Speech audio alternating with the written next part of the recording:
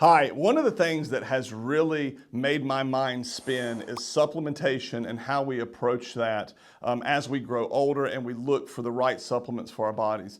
If you've ever been into the big box supplement store, you look around, you have no clue what you're looking at, you don't know what to buy, you don't know what's good, you don't know what's better, and you don't know what's best. So what we want to do at Armur Medical is help you make the right decisions. So how do we approach supplementation? We approach supplementation based on your blood work. We see what you need and we fill the void. If you're deficient in vitamin D, then you would need vitamin D. If you were deficient in DHEA, you would need DHEA. But we don't sell you supplements you don't need. We don't overload you. We don't jump into your pocketbook trying to get your money. We are simply here to help you live your best life ever.